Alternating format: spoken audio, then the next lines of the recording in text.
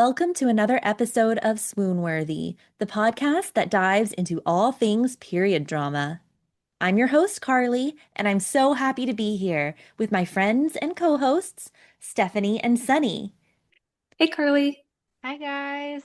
In this episode of Swoon Worthy, we are going to cover the historical epic period drama, War and Peace, the miniseries adaptation from 2016.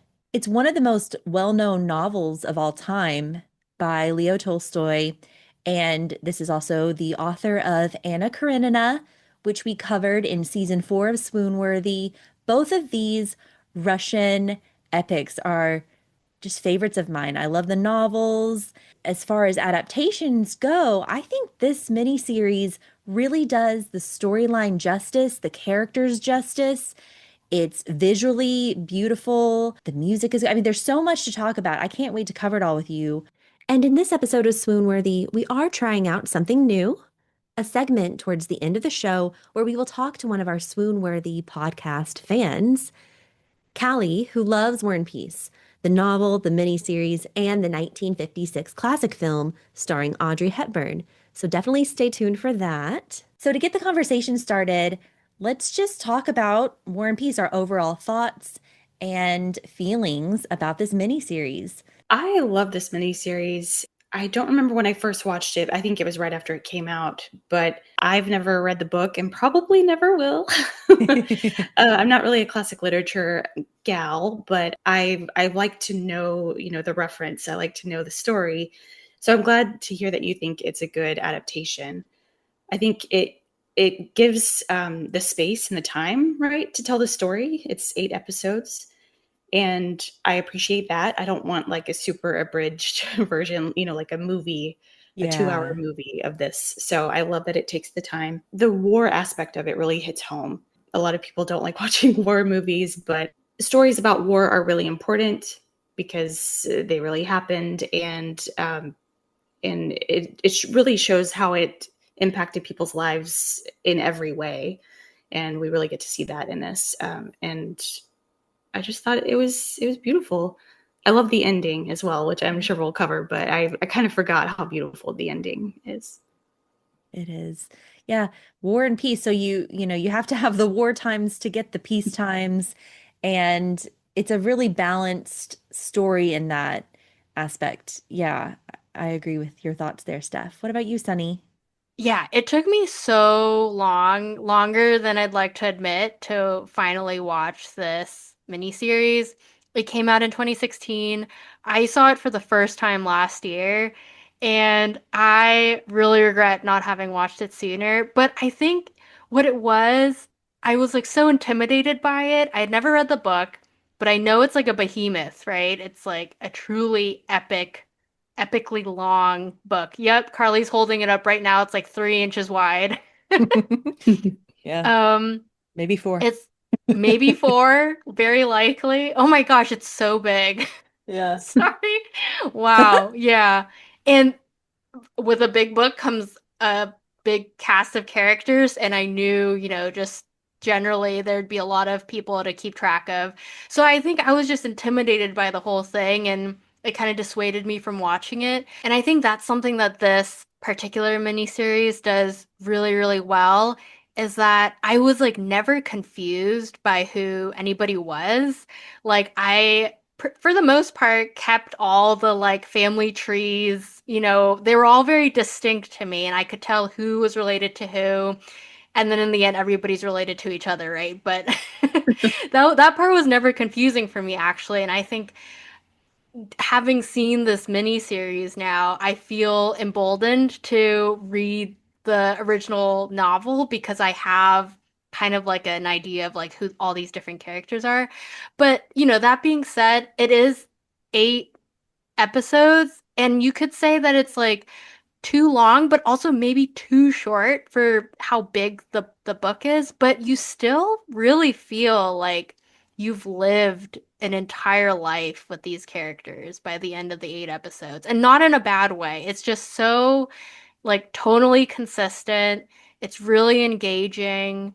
Um Yeah, I really loved it, and I like missed the characters after it finished, which is like a weird thing to say about a show about war, but I did. I miss these characters. Um, yeah, I just really, really loved it. Yeah. I'm so glad both of you love it so much. And before we even get into the meat of it, I do want to just say that my followers on Instagram, on Period Drama Style, they love this miniseries too. Every time I post it, great comments. And I've done some polls in my story where it's like favorite period dramas or whatnot. And this one will win. Oh, it's considered an underrated one by many of my followers as well. And then I got an interesting message from a follower. Her handle is Calliush. She commented once when it won one of the polls saying that this is crazy to me. When it premiered on TV, literally no one watched it. I worked at the net it aired on, and it was considered a complete bomb. It's stunning. Really? Yeah, yeah, yeah. So it's so stunning, and everyone loves it once they finally watch it.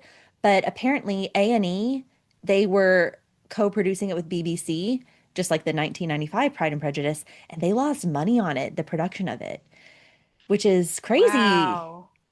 But Yeah. then it almost makes me think if they had done it now, I think the fans would have grabbed onto it more. I think there's been a resurgence in period dramas and the passion behind period dramas and watching it, probably thanks to some of the other ones like Bridgerton, but some more historically accurate ones as well. So I just found that so interesting. That's fascinating. I do remember it being on A&E, which is a weird choice for the US.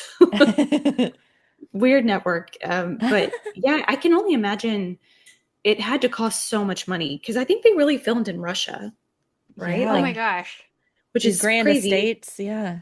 Yeah, it looks expensive and it's just so beautiful. But like you were saying, if it was made today, it probably would be more popular, but we wouldn't have this cast. Like, I I know we're probably going to talk about that, but like, oh my gosh, this was such a moment in time. Like, how did people not love it? It's strange, but it was a different this was 10 years ago and things were different. Streaming services were different. And I don't know. I just think, yeah, what you said just now, Stephanie, we wouldn't have had this cast. These actors are more popular now than they were back then. This was when many of them were getting their start. I would almost argue never was there ever a more perfect period drama cast than War and Peace 2016. So let's talk about it. I think we have to start with our gal, Jessie Buckley. This was when many people first saw her, and she's quite young, but it's so her still. Like you get the essence of her in this, and it's so beautiful to see. Sunny, I know you said that Hamnet was one of your first times you had seen Jessie, so now you having seen this one, what are your thoughts on Jessie Buckley's performance? Oh man. I mean, I fell in love with her in Hamnet, and it was so exciting to see that she was in this, which I found out, of course, through your Instagram period drama style. Um, and I cannot believe this is 10 years ago. Like, for most actors, you could probably tell that this is like their debut role, but I don't know. Like, she just feels like she's been doing this forever. Like, she has such an ancient soul, and she brings like so much of that sort of like lived spirit with her into her role in Hamnet, but also into this as well. Um, I just thought, yeah, I thought she was marvelous in this, and she played a smaller role in the first half of the series, and then you get to see more of her in the second half, and she was definitely one of my favorite characters by the end of it. So, yeah. Yeah, Princess Maria, and she is the sister to James Norton's character, who I think we should talk about next. But what's kind of what you said in the beginning, she's maybe a smaller character in the storyline. Also, she's a slow burn character. Like at first, you kind of when you're reading it too, you don't love Princess Maria. She's a bit, you know, always underfoot almost. Her father doesn't have a great relationship with her. Her brother is really the central figure in their life, and she just grows and blossoms. And Steph, I think you and I'm pretty sure we used to talk about Jessie Buckley before she got as popular, just like we knew she was going to be a big thing, right? Yeah, I think so. I think this is the first thing I saw her in. I'm not sure, but I think it was. I saw Chernobyl, which was probably not too long after this. I've seen like Wild Rose and The Lost Daughter and some Hmm. others, but this had to be the first. And yeah, she was so special in this. Like Yeah. Sunny, like you were saying, she just like brings so much depth and soul to her characters, and you just believe her. She's just incredible. Yeah. Yeah, and I remember after saw this, I was looking her up. I was like, "Who is this actress?" And Mhm. then she was shortly after in a movie with Johnny Flynn called The Beast, I believe, or I think it's just Beast. Anyways, it's an interesting one, but Johnny Flynn is also cool. So worth Mhm. all these actors who are also singers. There's so many of them. Yeah, the British and the Irish, like they can do it all. So funny. Because, yeah, we've talked before in the Hamnet episode about Jessie Buckley being on the West End and Cabaret. Oh, you're Have y'all fine. seen her do the Sinead O'Connor tribute after Sinead O'Connor passed away? Oh my God, look it up. It's like one of my Roman empires. It's so good. I love it. Because Sinead Oh my O'Connor, gosh. she's incredible, right? Just one of the most incredible artists ever. And yeah, she's like, I feel like she's the only person who could do what she did in this tribute. So Ooh, definitely watch that. I'm thank definitely you. looking this up. Yeah. Yeah. Stephanie, you always have the good, like, deep cuts. I don't know. You really do, Steph. I'm Yes, glad of to course. share it because I love going down these rabbit holes. And I figured that when we did talk War and Peace, I mean, the storyline is amazing. And I do want to touch on that, maybe not scene by scene because it's such a lengthy story, but I knew we had to talk about the characters up front and the actors who Yeah. portray them. Now we got to talk about James Norton. So before 2025, I would almost say he was most well known for being John Brooke in Little Women 2019. But now he's popping up everywhere. So, most notably, Netflix's House of Guinness, Mr. Rafferty, which we covered last season on the podcast, King and Conqueror. He's going to be in the Beatles biopics. And again, early James Norton, this and Grantchester, he's a dashing prince in this. He's a literal prince, Prince Andre, and perfectly cast, I would say. So, James Norton, let's gush about him a little bit. Steph, let's go back to you. What do you think of our Prince Andre here? He's the most Prince a person has ever looked in this. Like he's especially in the dancing scene, which I know we're going to talk about, but he is like a prince personified. He's so perfect. And these are the kinds of roles that I think he was born to play, which is why in previous episodes I may have said Yeah.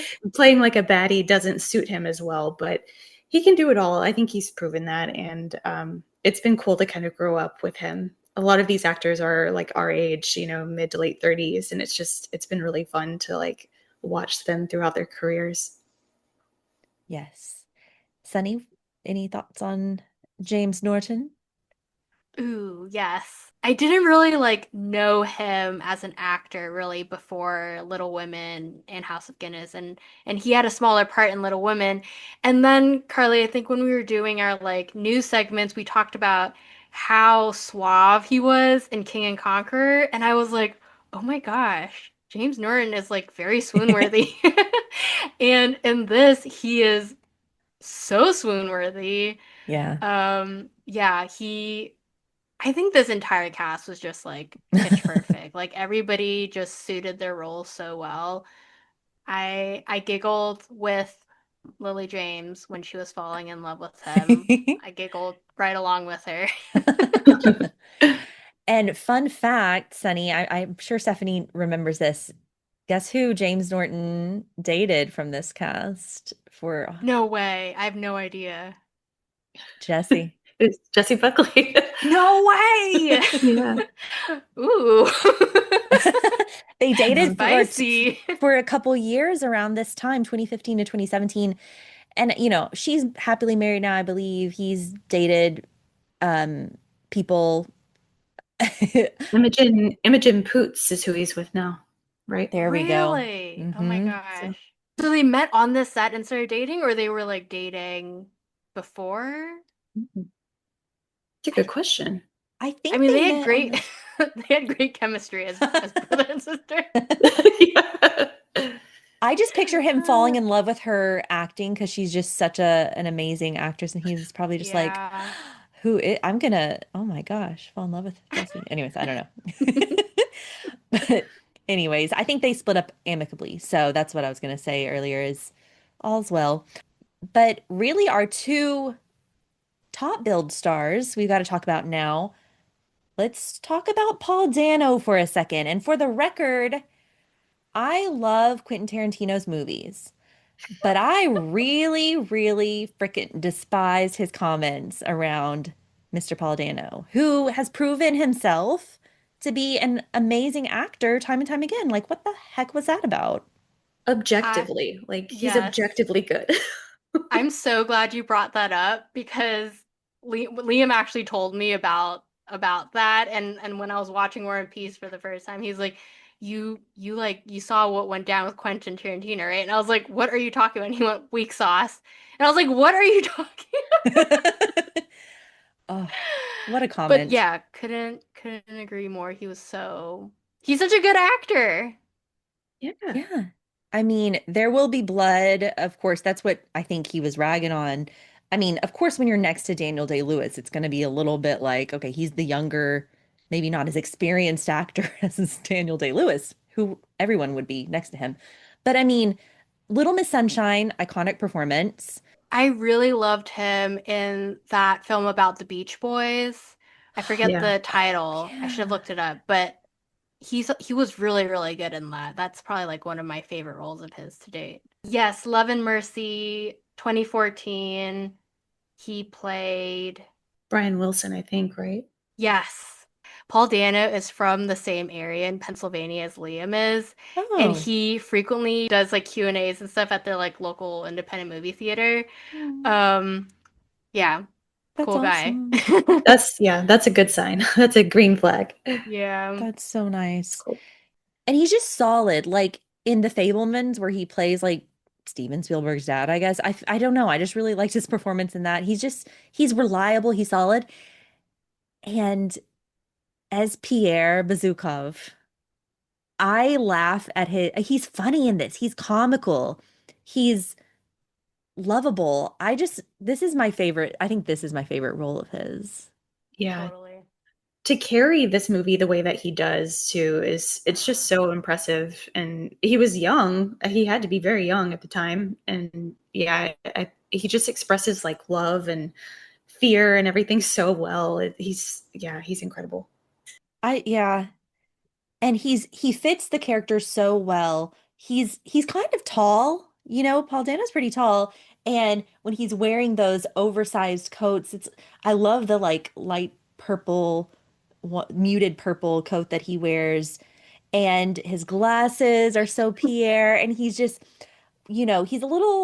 considered kind of clumsy, oafish, bumbling, socially awkward. He does that so well. Some of my favorite moments is when he's like talking to the pigs outside of the Rostov's house. Like that just is so endearing to me. Yeah, same. When I was doing my rewatch for this, I remembered that and I was like, oh yeah, he's talking to the Hmm. animals. I remember how much I loved that. And Yeah. the glasses, they survived the war and everything. I remember laughing at that this time around. I was like, dang, he's still got those glasses. Wow. I picture him like getting into character as soon as he puts on those little tiny glasses, like Yes. and the jacket. Oh my gosh. Love him in this. And then we have Natasha Rostova, played by Lily James. This is one of Lily James's earlier roles. I mean, by now she had already been in Downton Abbey as Lady Rose. And this is around the same time as Cinderella 2015, where she is just a true Cinderella, but you get this sweet little exuberant Lily James in this, and she also embodies Natasha so well. Thoughts on Lily James's performance, Steph? Oh, she's so wonderful in this. Kind of like Paul, we see her like grow throughout the story and really carry the story. She's just so wonderful and like magnetic and charismatic in everything that she's in. I love her. Yeah, she sparkles in this role as Natasha, and you can totally see why she was cast as Disney Cinderella. I feel like she almost played the same role twice in the span of like a year, but there were so many moments throughout where you're like, Cinderella. And I think Mhm. Natasha actually does wear like Cinderella blue a lot. Mhm. Um, yeah, Mhm. oh, she was so good in this. Yeah. There is an older adaptation of War and Peace starring Audrey Hepburn, and I feel like she was channeling Audrey a little bit in this, or at least I'd like to hope that. But I mean, they play the characters both so well. Acting, they probably had to act a little bit younger than they were in real life, but it's believable enough. And just happy, just full of happiness and joy and love. And then, of course, bad things do happen to them, but they persevere and they grow, as we were saying, through this journey. I feel like also some of the costuming that Lily James wears as Natasha parallels with what Audrey wore in that War and Peace adaptation, like some of the yellow dresses she wears, and of course, the ball gown, the beautiful white glistening ball gown. And so many other period drama faces keep popping up, or actors that are more recognizable nowadays. Steph, do you have a few favorites? Yes, Jack Lowden, I love. You'll see him in lots of period dramas, but especially Slow Horses. That's kind of what he's known for now. And Iron Barnard, who you've seen in a lot of things. Both of them were in Dunkirk together. Um, and I love both of them. And Kit Connor was so tiny in this, and now he's a big movie star. And I love him in Heartstopper, of course. So yeah, there's so many familiar faces in this. Yeah. Sunny, I think you and I have been talking a bit about the upcoming Pride and Prejudice. Jack Lowden, we knew was going to be Mr. Darcy, and now you're seeing him in this younger role. What are your thoughts around Jack Lowden? Yes, Jack Lowden. This is like one of the reasons it's so fun to watch. It was so fun to watch War and Peace now in 2026 because you've got like period drama royalty, right? And then you've got actresses like Jessie Buckley who are like they're just now getting their flowers. And then you're also seeing actors like Jack Lowden, who I'm not completely familiar with, but as we know, he is starring in the upcoming Pride and Prejudice and will be very, very big, probably a household name in by next year. And he's also in this. And yeah, it was fun to see. To be completely honest, I don't see the Mr. Darcy yet. Steph, I know you're a Jack Lowden fan, and I'm very open to being persuaded of his Darcy qualities. Um, but maybe it's just his character, Yeah. Nikolai Rostov, and maybe he was just so good that he was like the character that you love to hate in the beginning, and then he like has his redemption arc by the end. Um, but yeah. What did you guys think of Jack Lowden? Yeah, well, he's young. He just looks so young to me in this now. Yeah. Yeah. But I would say that towards the end, there's a moment where he's kind of trying to be a little more proud, if you will. And they even say like, lose your pride, Nikolai. And it's like, okay, maybe there's a touch of Darcy there. He's gonna have to channel that. I think he's got the acting chops to pull off Darcy. We just haven't seen it fully yet. I'm so ready for it. I think he does. I believe in him wholeheartedly, and I think he's good at being a grump, which I think Mr. Darcy is, right? Yeah. Um, and we just don't see that in this necessarily, but he's Mm. totally capable of it. I know it. I feel it in my bones. And I love how in real life he's married to Sarah Sharonan and they're so cute together. Yes.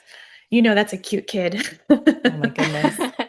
There was one, I love Graham Norton show clips on Instagram, and there's one episode where it's Jack Lowden and Jamie Dornan, and it's like the Irish and the Scottish accents are just like, oh my gosh, I'm like really loving that. Oh, that's fun. Yeah, Jack has a very thick Scottish accent, like very thick. And I love it. It's like the best accent in the world. So cute. Other period drama actors that pop up, Kate Phillips, who you've seen in The Crown, the Downton Abbey movie, Peaky Blinders, major role there, Wolf Hall, Mhm. her own show, Miss Scarlet and the Duke.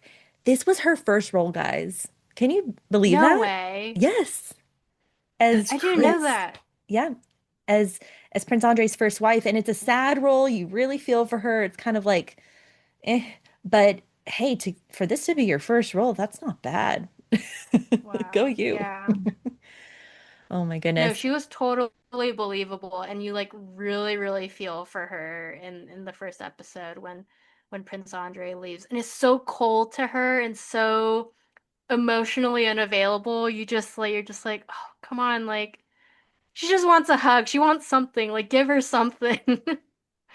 Yeah. Yeah, seriously.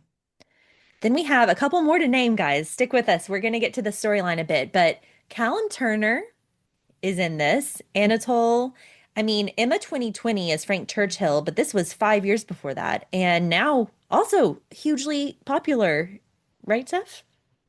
Yeah, very much so. He had to be so young in this, unless he's just much older than I think he is. But yeah, I had forgotten that he was in this as well. And it's cool to see him in this role. He's kind of, the siblings are kind of creepy, Oh, totally. Anatole and Helen. But yeah, he and Tuppence Middleton, what a great pair. She's also like period drama queen, right? Yeah. Uh, but yeah, it was cool to see him in this role. Yes. I love Tuppence. Like, to me, Me she's so too. beautiful. You love her too.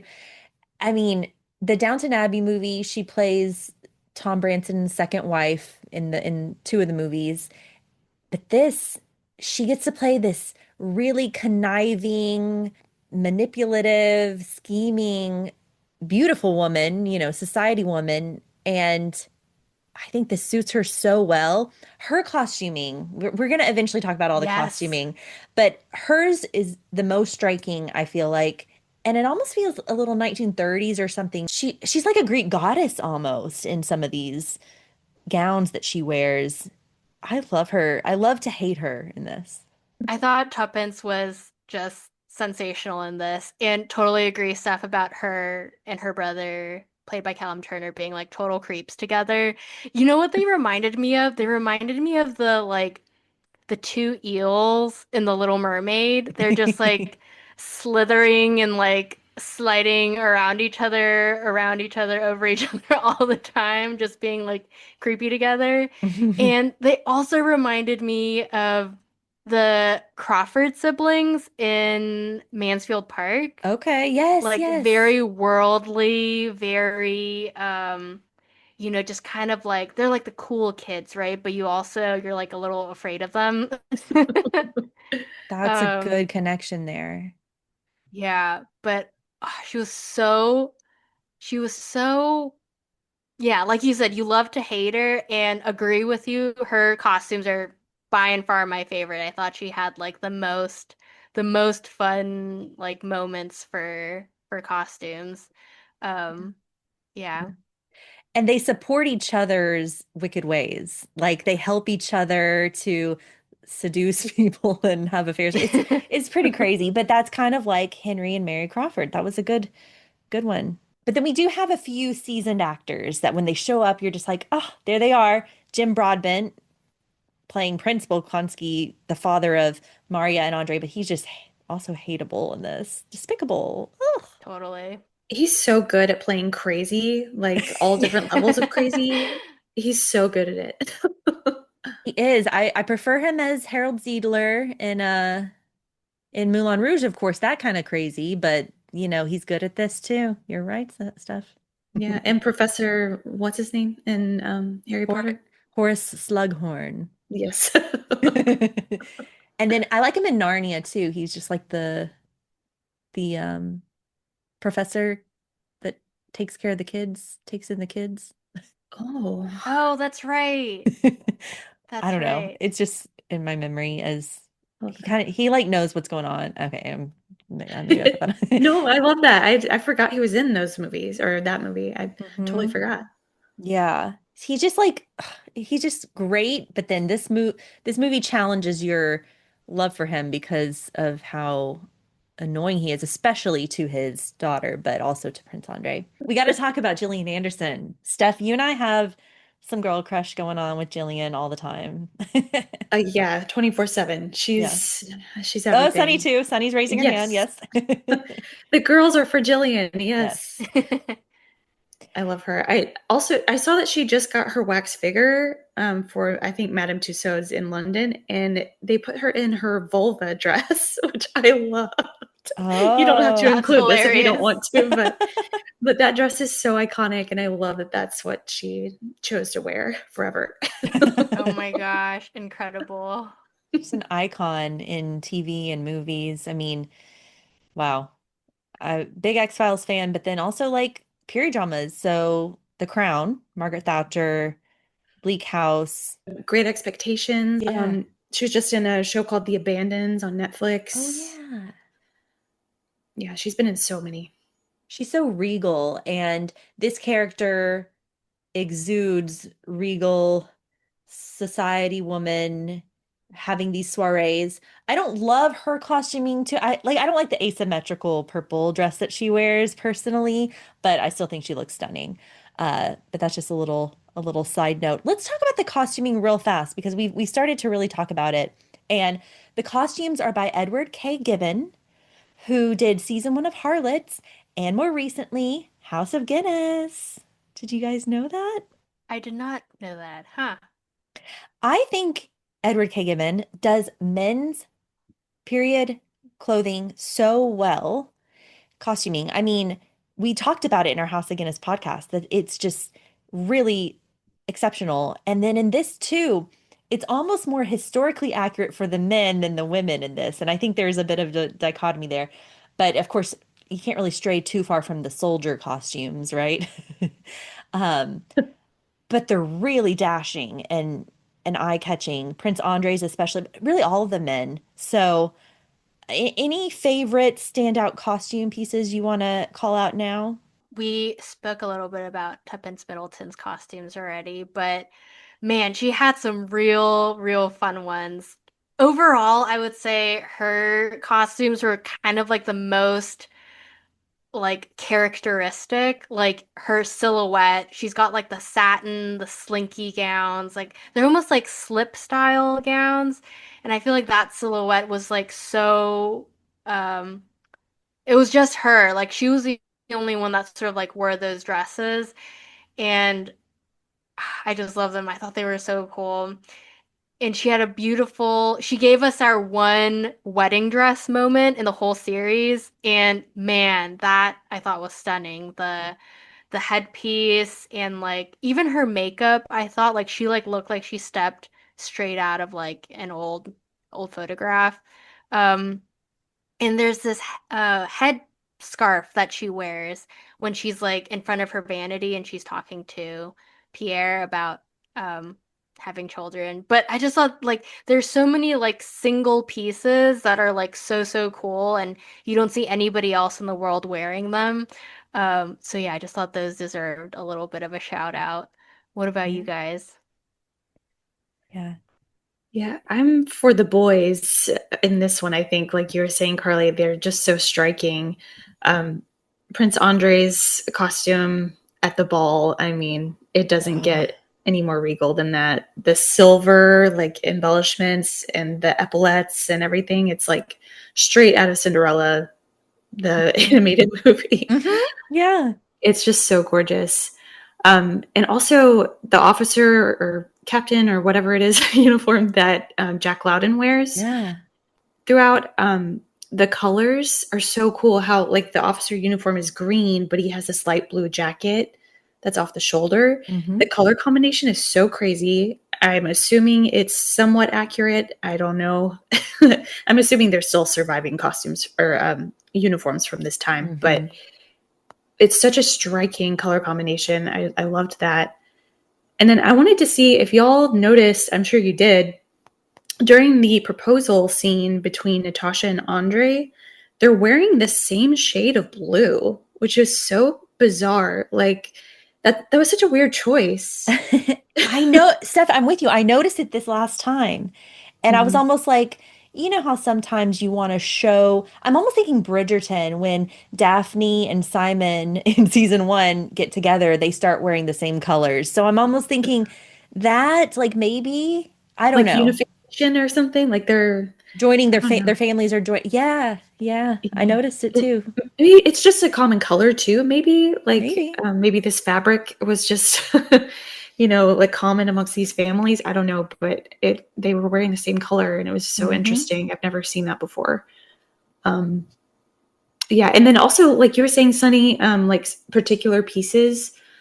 There's a scarf or shawl that Natasha wears towards the end of the film Hmm. that has like the flowers on it. It looks very Russian. It's Hmm. so beautiful. I loved that piece as well. Yeah. I think there are a few nods to like Russian historical cultural wear, but then for the most part, it does get a little, I would say, creative with the women's fashion and probably pulls from different time periods even.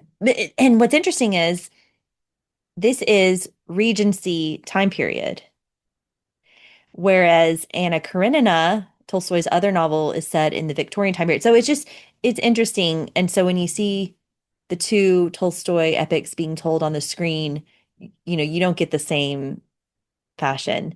But the Regency comes in a bit more with, I would say, Lily James when she's a bit uh becoming a debutante a little bit, going to her first balls and her first opera. She's got the empire waist dresses and her ball gown, the white, silvery, a little bit of silver, a little sparkle with Prince Andre, looks so Princess Prince like.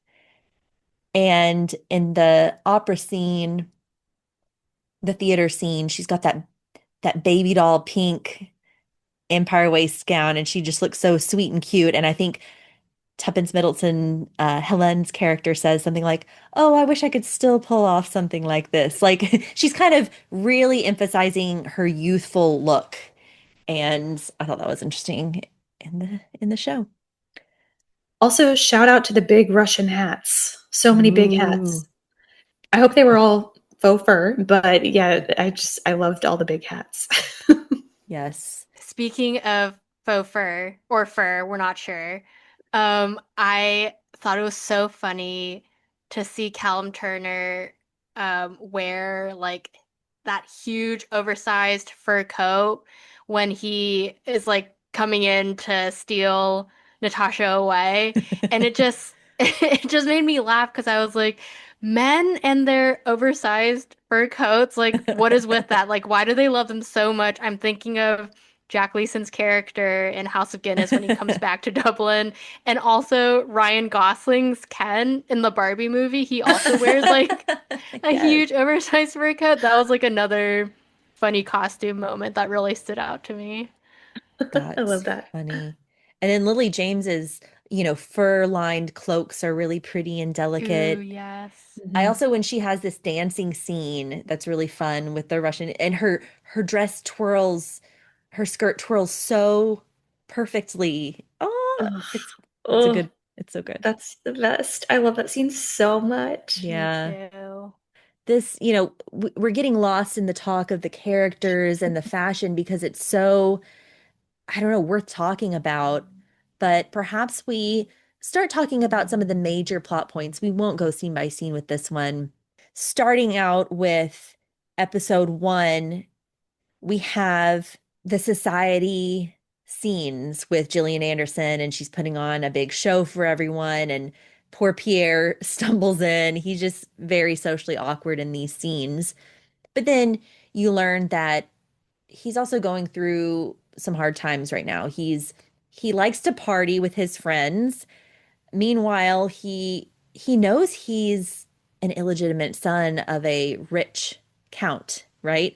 Who's dying, and he I think he feels guilty for that situation. He doesn't really know how to deal with it. He's about to come into some money. You see him going to his family friends, the Rostovs, and seeing Natasha, who lights up whenever he enters the room. She just has an affinity with him. And you're starting to get a lot of Pierre in the beginning. You see that he's friends with Andre. They go way back too. It's almost like he has lasting relationships with people. People can tell he has a good heart and he's genuine with the people that matter. People like Gillian Anderson's character, they see him and they think, "Oh, he's clumsy and he shouldn't be invited back to my party." But these these he has some great friendships and they all love him. And yeah, I think it really kind of sets the scene in episode 1 for these characters. Also, Steph, you mentioned how we see Prince Andre treating his wife a little poorly. So, Prince Andre may not be the most likable in the beginning, but he's going to go on a journey as well. We didn't talk about one other character so far, Tom Burke, who plays Dolokhov, I believe is his name. Tom Burke, another period star. So the Musketeers, I mean, so many. He's played Orson Welles before, I believe. I mean, he's just so good, and this character is, frustrating and whatnot, but he's good. Yeah, I love seeing Tom Burke in this. Yeah. Just a side to Tom Burke I've never seen before, but I loved it. It was so fun, even though he is like so despicable. Yeah. He's a bad influence. The Uh, war scenes are really good in episode 1, like the riding into battle on horseback. Any scene like that where there's just like a bunch of horses, yeah. I'm all for it. I thought this scene or this episode was really well done, well shot with all of the war stuff. Yeah. No, you're so right. And Prince Andre, he's searching for himself too. He almost wants this like glory on the battlefield, and that's why he's kind of dismissing his wife and his pregnant wife. And he's searching for something. I don't think he knows. I think everyone in this story is searching for things and they don't really know what they're looking for in life. They have to get there in time. And I think one of the quotes from Tolstoy in the book, the strongest of all warriors are these two, time and patience. I thought that was kind of fitting. Like, you got to give these people time to really develop and be patient with each other. And, that's kind of a theme here. But good call out on the war. I mean, that's kind of takes us to the end of episode 1.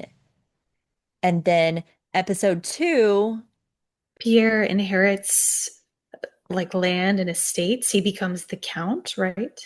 Count Bazukov. yes, much to the dismay of some of the other relatives. Hmm. They're not really rooting for him. And that's why Helene ends up becoming his wife. Oh my gosh, that dinner scene where she just like they just throw the engagement, that is so crazy. That's insane. And he's just like, what's happening? He's like, what's happening? But then he also just goes along with it, which is like even crazier to me that I know. I guess he Yeah, was like already halfway in love with her, that he was kind of like, okay, worse things could happen. But right. also just, whoa. Yeah. Yeah.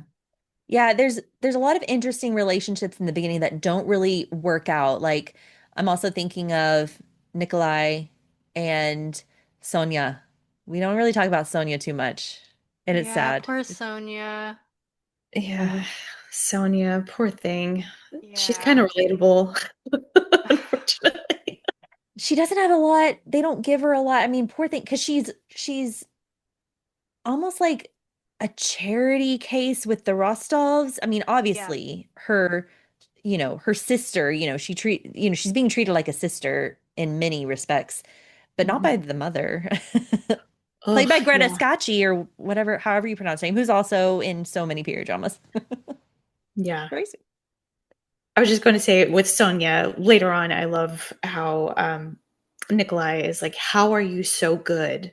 How are you like this? And I thought that was kind of a beautiful moment, but also sad Yeah. because some people do just live their lives, letting other people have what they want.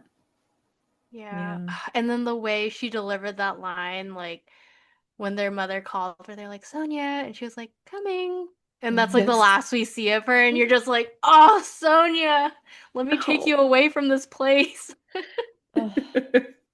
She, if anyone needed someone to swoop in and steal her away in a Seriously. romantic adventure, it was Sonia, but she doesn't get that. She's so steadfast in her love for Nikolai, and Yeah. it's admirable, but it doesn't work out. And then you feel a little guilty too because you love Maria and Nikolai. Yeah. Yeah. Yeah. But and then Boris gets a kiss from Natasha. It's her first kiss. Now we're engaged. She's so cute the way she just delivers that line, like so flippantly, like this is just she's having fun. She's a good time. I also Okay. wrote one of my notes is the siblings dash incest question mark for this episode. Oh, totally. Anatole and Helen. Yeah, it's definitely in between the lines in the book. And so I think they carried it out pretty Mm. pretty not as subtly here. And yeah, they're interesting. I don't know what else to say about Okay, them. Yeah. also, yeah, speaking of weird family things, there was like also that moment when Jack Lowden and Nikki goes after Sonia and Natasha's mother turns to Boris's mother and says, "Cousins." And she goes, "What can you do?" or something like that. And you're just like, I know. yes, cousins. Hmm.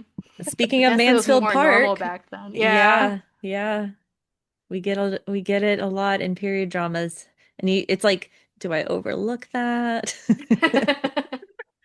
Oh my gosh. Can I ask something?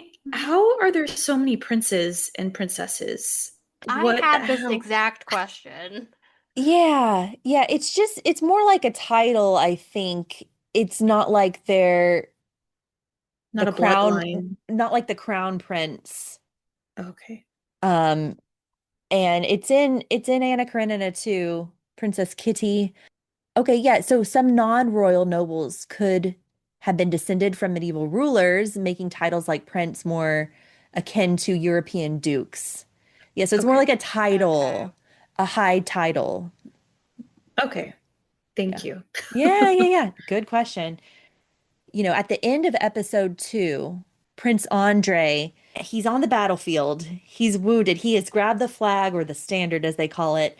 He's pushing the Russians on in battle, very much like Mel Gibson in The Patriot. Just side note, if you're a Patriot movie watcher. And then he's wounded and he's looking up at the sky and he has some inner dialogue that we hear. We are all nothing compared to this clear blue infinite sky. And in the book, this is such a spiritual moment, such a philosophical moment for Andre. And that's some of the beauty of like, I think it's very carried out very well in this miniseries. But the novel really goes into depth there with both Andre and Pierre and their journey. So I just those moments, those scenes, you can tell they're just deep and meaningful and profound to the characters, I think. Yeah, I agree. They do a good job of that, of sort of, I don't know how they do it so well, but visually you can like see what's happening to them, but also they do like little moments that aren't really happening. Like Mm-hmm. when he dies, we see like a little montage sort of thing, and Mm-hmm. their use of like slow motion and stuff every once in a while. It's some really cool storytelling devices, I guess, is what I'm trying to say. Yeah. Some of the war kind of ends in episode 2, and then some of the characters go home. Dolokhov goes to stay with Pierre, and then an affair transpires with Pierre's wife, Helene. And then, oh, that other character, Denisov, goes to stay with the Rostovs. And like, he falls in love with Natasha. I mean, Dolokhov eventually, after his affair with Helene, falls in love with Sonia. I mean, there's just so much like Romance going on in this one too. Hmm. Also, Andre got stabbed. I don't know if we said that, but this is when he gets wounded the first Mhm. time. The first time, yes. And poor his poor wife has already, passed away at a certain point, and Oh, yeah. he has a son. Yeah, so as you said, kind of Sunny earlier, we don't get as much Maria in the first part. She's like a supporting character and she's very reliable. She's the one taking care of Andre's child and wife when she's pregnant. She's just so sweet. Yeah, and I feel for her because every time we see her, she's like on the verge of tears. And you're just Hmm. like, oh man. Yeah. Hmm. It had to be a lot for Jessie Buckley to like sustain that well of emotion the Yeah. entire time. Hmm. Yeah, she's just so incredible. The character in the book, she's a bit of a crier too, so it's very accurate there. Oh, really? Yeah. Something else I didn't like realize until reading about the series is that Mari's character is supposed to be quite religious, I think, Hmm. which they didn't touch on that too much, I thought, in the series. Like you could tell she's maybe a little more modestly dressed than the other female characters we see, and there's that whole her father disagrees with her helping out the pilgrims and stuff. But I didn't realize that was like her thing, and actually that provided a lot of insight into her character that I didn't have before. I think if another actress played Maria, you wouldn't love her character as much. But because Jessie's playing Mm. Maria, you just fall in love with her and want to see her have a happy ending. Because I think in the older adaptation, she's not as likable and lovable and I don't know, Mm. inspiring. Yeah, you're right. She brings like a warmth. She's like crying, but you also like she's got this sort of like maternalness Mhm. about her that makes you, I don't know, want to take care of her too. Like, who's taking care of you, Maria? Yeah. I Hmm. feel like Yeah. something about her in this towards the end when she meets Nikolai, like she looks happier, more joyful. I mean, sure she doesn't have the father weighting her down, but she's almost blooming, like more beautiful. I mean, she's beautiful throughout. But Stephanie, you agree with the Yeah. Yeah, I wanted to talk about them meeting. I don't know if we can do that now if you want, but Yeah. I was thinking just like as an actor, okay, you have this on a page where you're meeting this character and it has to be obvious right away that you are in love. And they did that so well, Jack and Mm. Jesse. You just know immediately, as soon as they look at each other, you're like, they're getting married. Like, you just know. And I think Natasha and Pierre do that really well in Hmm. this film. Like, you know, right away, in this film, in this miniseries, you know right away that they are like absolutely linked and you know that they're going to end up together somehow. And I just think that's like a testament to their acting. It's a really cool thing to like just automatically have that chemistry, you know? Yeah. So well said. And then it makes me hopeful that Jack Lowden will also have that in the Pride and Prejudice with Elizabeth. I bet he will. Yeah. So with Emma Corrin. Yeah, no, you're right. I mean, these two, this is their year, Jack Lowden and Jessie Buckley. This is their year, I swear. Yeah, it really is. Oh my Love gosh. it. And in our Hamnet episode, we even talked for a second, Stephanie, you were like, who would you cast as Bartholomew, the brother of Agnes? And you said Anaran Barnard. I can never say his name, but maybe I, and it's funny because they do share a scene in this too. Yeah. I love how this cast, like they all meet each other at some point, pretty much, which is just fun to see. It's just fun to see them interact. But yeah, they all know each other somehow, and it's just so fun to watch them work together. Yeah. But like you said, Sunny, you don't get totally lost. You don't lose the plot. You don't get Mhm. confused. Maybe they are all distinct faces enough to where you're not like, who is that again? Because that happens with some period dramas for sure. Definitely. And I feel like that's actually one of the reasons I think there's comedy in this series about, really heavy stuff like grief and love and war. But I think the comedy comes out with this like very eclectic cast of characters, like playing them off of one another and like different sets of Russian nobility meeting like other different sets and like just seeing seeing everybody like in a bowl together, two at a time, three at a time.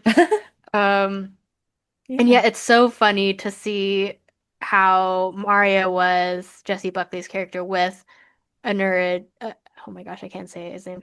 With Boris, and it's just fun to see how all these characters like or dislike the other characters. And Mario was not playing ball at all with Boris, and then when she sees Pierre, she just like lights up, and like you Yeah. already know they're best friends. And yeah, I just love that sort of like insight into like the tea, you know? Yes, I love that too. And Boris is so like conniving. Like I just love how he just molds to whoever his mom wants him to be with. It's Oh so yeah. funny. And I think he really did sort of, it seems like he loves Helene later on. Like that scene where he comes to her, he's so handsome and he's like very Yeah, dashing, and then you realize yeah. like he's actually a scumbag, but he's just a fun character to Hmm. watch. Yeah. No, you're sorry. And with a mother like that, he's gonna just become conniving like her. That actress has been in Poldark and like, I mean, literally everyone is recognizable in this show. It is insane. And I felt bad in those situations too, because Maria's obviously just feeling just out of place in Moscow. You know, she's used to being out in the country. Her dad is just getting crazier and crazier by the minute. You can tell she's just not really emotionally able to talk to people that she doesn't feel comfortable with. You know, Pierre's an exception, of course. That is also around the same time when she meets Natasha for the first time. And that goes so wrong. And I actually really, this is my least favorite scene just because it's kind of cringy and like awkward. Yeah. Oh, it's so awkward. Yeah. And this is like where we see Natasha at her coldest too. And that's purposeful. Like she's not feeling like herself. She's like out of her comfort zone, and so that comes off, in a way to Maria. But oh man, no, I totally get what you mean. It just like cringes me out. And I think she and her father are really confused by the situation going to visit because they come from such a loving, like authentic, genuine, like sweet family. And then to see crazy Jim Broadbent and, this weird, and then the really forlorn Maria, they're just really confused. And I don't blame them. But yeah, then Natasha's kind of cold. It's interesting character moments. And we get here because, back up a little bit, Andre's wife dies. He does feel remorse for like how he treated her, at least. And he's thinking like, I'll never love again. Pierre kind of is like talking to him. They have great heart to hearts. Love those scenes.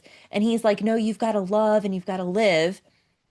He goes to stay at the Rostovs, falls in love with Natasha, who wouldn't, even from her just like frolicking in the little field, just being a cute little Cinderella in the field, singing and on the balcony. I mean, he just is smitten with her.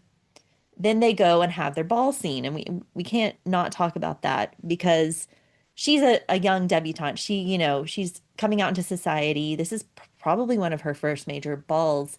She's a little anxious, but there's her Prince Charming stepping up and asking her to dance. And that scene is peak ball period drama scene. Anyone else want to share their thoughts on this one? I'm sure we both do. I wanted to say real quick, leading up to that scene is where he hears Natasha and Sonia singing, right? And it's Yes. very Cinderella coded, like you were saying earlier, Sunny. I love that scene. And you see him soften a little bit. Yeah. Uh, but yeah, the ball, this has to be the coolest lighting ever of any like ball scene. It's so cool. I want to know how they did it. I love how it's like slightly dark, but you've just got like these like really cool like sconces, I guess is what they are, like candlelight. Oh my gosh, so cool. And like we were talking about, their clothing is very like Cinderella, very regal, and yeah, it's just magic. And the sort of like montage throughout the dancing, it's really magical. What do you think, Sunny? Yeah, this was one of my favorite scenes for all the reasons you just stated. And I love that it sort of like transitioned from the orchestra playing at in the ballroom to this like very simple piano melody that's part of the soundtrack. And I think it's actually called Natasha Oh, in the soundtrack. Um, and it's so heartbreaking because you see Pierre watch yeah. them fall in love, his first love and his best friend falling in love like right in front of his eyes. Oh man, that hurt. That actually like made me tear up a little bit because like by that point you really love Pierre and you're rooting for him and you want him to be happy. And even though he's never said out loud that he or I guess he's still married to Helene at this point. It's Mm-hmm. not like he has a choice or has the opportunity to propose to Natasha himself. But just seeing that part of his like heart close, oh, it really gets you. But then it's also like softened by Andre and Natasha's first kiss in the snow. So it's like so many different emotions at once, and I thought they like did it really, really beautifully. It's almost like a love triangle, but they all look really do genuinely love each other. Yeah, yeah, Yeah. There's a beautiful scene in this episode too where Pierre goes to visit Andre Hmm. and they're talking and the sky behind them is purple. I think that is like one of the most beautiful things I've ever yeah. seen. Is it's It's just like oh, it's real and like you said, you can see the love between them and the quiet moments of the show are so beautiful. I'm glad you brought that up, Steph. And it made me think. So in when we were talking about Frankenstein and how that movie is very like green and it like comforts you and makes you feel Mhm. some purple's my favorite color. And I feel like this show in certain scenes has such a purple effect and like the sky there, Pierre's jackets, Jessie Buckley, she's kind of got more of like an indigo, kind of the sweater your color you're wearing, Sunny, like an indigo, dark purple, blue. And it's just it makes me feel warm and fuzzy inside. Oh, I love that. Yeah. Oh, I love that. So what is your favorite color, Sunny? Because we know green for Steph, purple for me. What's your favorite color? My childhood favorite color was definitely purple, purple everything. I think right now it's blue, like Okay. sky blue. Yeah. Love Which it. is Nice. why I was so excited about Jessie Buckley's Golden Globes gown, her Dior gown. Oh, that's like my favorite color right now. That was Ooh, so pretty. Yeah. beautiful. Maybe a little Bridgerton, Sunny. Yeah, Bridgerton blue. definitely. Yeah, for sure. Yeah. Daphne season one blue. Love it. So many good scenes. It's like these three characters, you just want them all to be happily in love and happily ever after, but something's got to give. So that's, we see that play out. So one of the major plot points is that Andre proposes to Natasha, but gives it this like year-long waiting time, kind of partially because his father makes it that way. But Andre, you're a grown-ass man. You've been in war. Like, can't you just stand up to your father? He's kind of senile in the country anyways. Like, just do it. But anyways, because you just know that this is gonna go bad. Like you see her face just like, oh my gosh, her heart drops. She's just like, I they are so in love at this moment. They've had their snow playtime, which there's a really good behind the scenes shot of them, a BTS photo of them like being fun with each other in their outfits. But okay, I digress. Um, they're just so happily in love. You want them, she wants to get married right away. Of course she does. Who wouldn't? He's a little older too. And it's like, really, you're gonna make the girl wait? And he goes off. She's trying to be strong. She is trying to be strong. She's putting her probably all of her attention to her family. But she's a young woman and she wants to go to a party or two. So that's going to happen. We get to see her being patient, spending time with her family. And they do have a lovely Christmas moment where they go to visit their uncle in the country. And this is just a fun scene. It's kind of a little break from the society for the Rostovs. Yeah, I love this scene so much because it's such a contrast to the ball where, they're dancing a formal dance and then we get to see like a folk dance moment with Natasha here. And I'm just so interested in like folk dance and music and the role that it plays in their culture. And I want to learn more about it, but I just think the scene is so hypnotic. And I love how, someone says, how does she know what to do? And I think her father says it's in her blood. It's just cool. It gives you insight into these characters and how deeply rooted they are in this country. And I don't know, it's just really beautiful. It makes me think of this movie that I really love called And Then We Danced. Have y'all seen that movie? It's about No. two Georgian dancers who fall in love, two male Georgian dancers. And I've been thinking about it a lot because of Heated Rivalry, which I'm obsessed with. And, there's a Russian in that. So it just got me thinking about like dance and the evolution of folk dance and things and its role in society during war and everything else. It's just so cool. I don't know. That's a rant, but I love this scene so much. And Sunny, you said you love this scene too, right? I'm so with you, Steph. I love folk dance and folk music, and I love seeing folk music and dance in films. I think there's nothing more moving. Like no scene gives me more like goosebumps than a music or dance scene in a film. Yeah, this one was so cool and fun to watch, and I love how like everybody like slowly started picking up their different instruments and then everybody started joining in into the singing like one voice at a time and it all sort of like layered on top of each other. And there is so much singing in this series. I love it. Like you get a lot of Lily James singing. I don't actually know if that's really her singing or not. I think it is. Steph's Mhm. nodding. Okay. And she sings so many duets with other people. She sings with Jack Lowden, who also has a beautiful voice, and with the actress who plays Sonia. They have a duet together. Oh wait, that's when Andre hears her singing for the first time and falls in love. That scene made me laugh too because it was so beautiful and so sweet. And Sonia was like, "Can we go to sleep now?" And she's basically like, "No, like I'm in love. Like I need to sing." And it's just like so cute because I totally get it. Um, but She anyways, yeah. she Sorry, was what being were a you main saying? character Yeah. big time. Main character energy. Yeah. Yeah, I Love that. love I love all the music scenes, all the dance scenes. There's another dance scene with Natasha and Denisov when they do the mazurka together. I love that one too. Yes. Yeah, Yeah. I love that. Yeah. Yeah, dance is just the coolest thing ever. And oh my gosh, that scene's so funny because he proposes to her after that and she's like, I wish Yeah. you didn't say that. I know. Ah! So funny. And then like while this is happening, like Tom Burke is singing in the background. Like there's just so many like funny and like They're a chaotic beautiful. family.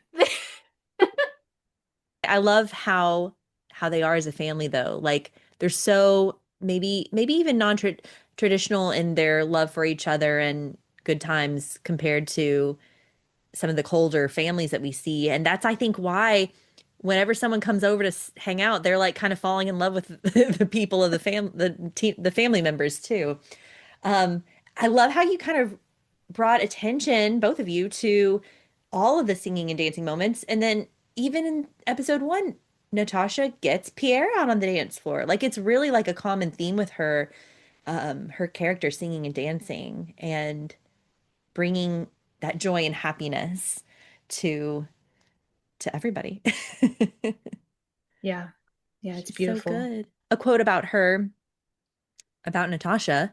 The whole world is divided for me into two parts. One is she, and there is all happiness, hope, light. The other is where she is not, and there is dejection and darkness. Oh, So man. really, Natasha is the light of this story.